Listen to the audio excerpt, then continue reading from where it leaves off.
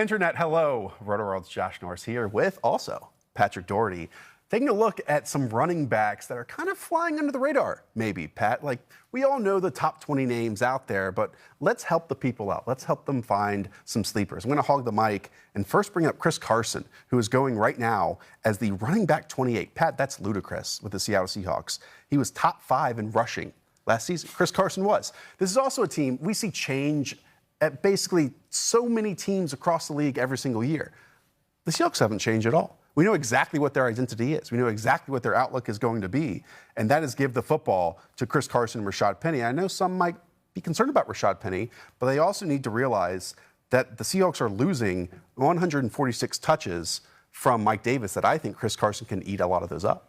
Yeah, you said, everything's kind of the same with this rushing attack, except for, then you mentioned the ultimate wild card and Rashad Penny. So to me, I kind of understand Chris Carson's ADP because really down the stretch last year. Outside of a running back 2 in drafts right now. Down the stretch, well, he should be on that borderline there of RB2 flex to me because down the stretch last year, Rashad Penny started to show why the Seahawks thought he should be a first-round pick.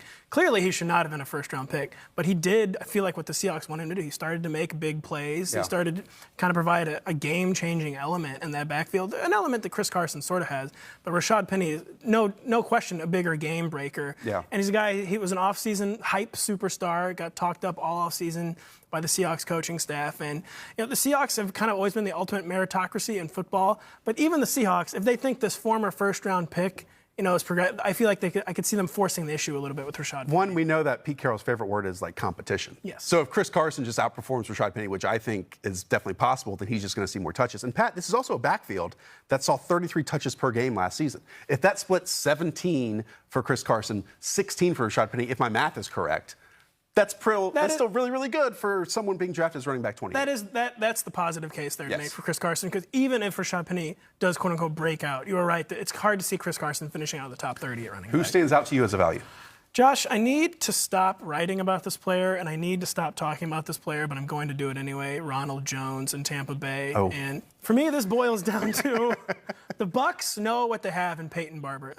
The Athletics' Greg Auman posted a great stat last week. Peyton Barber was the first running back since 2013 last season to generate fewer than 1,000 yards from scrimmage on 250-plus touches.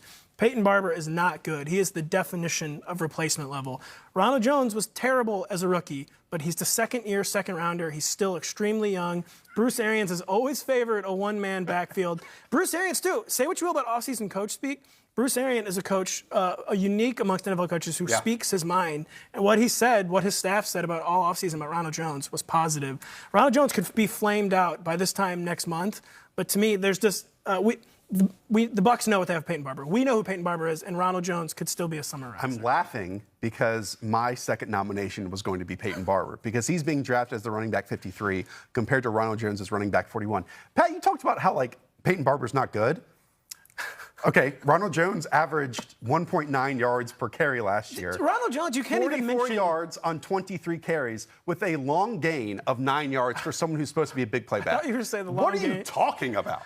That sample size is so laughably small that you really can't. He had negative rushing yards last preseason. He also played for one of the ultimate abandon-the-run coaches in Dirk Cutter. He was terrible. There's no way to sugarcoat it.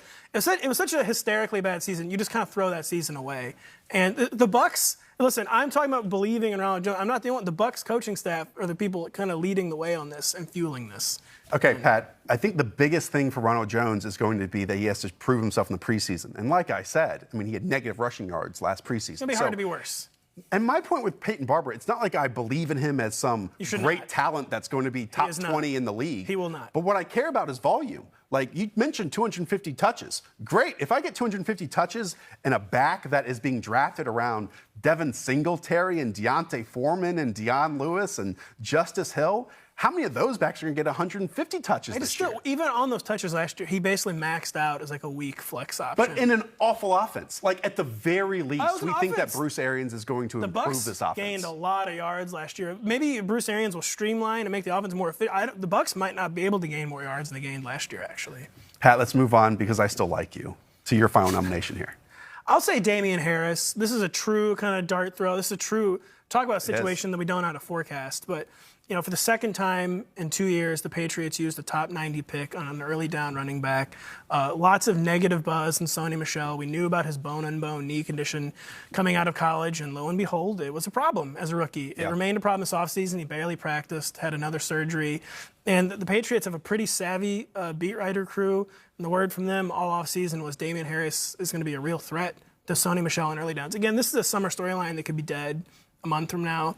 But Or it could be a major storyline a month from now. Like in the preseason, if we see Damien Harris running well and running with the first team, then he's going to skyrocket up draft points. Yeah, but a guy who's barely being drafted as an RB4, just a great dart throw to throw right now. For sure. Yeah. He's being drafted, depending on the platform, anywhere from running back 43 to running back 50. And I think the preseason is very meaningful for him. It's going to be. Again, this could be a dead storyline a month from now, but to me, it's a great flyer to take right now. Pat, thanks for hitting out the people. And we can help you out as well, because for more rankings, projections, strategy, and advice on how to dominate your drafts, check out the all-new Rotoworld NFL Draft Guide. It's now mobile optimized. It's never been easier to take our award-winning advice with you to your drafts for that extra competitive edge. Just go to rotoworld.com/draft guide for more.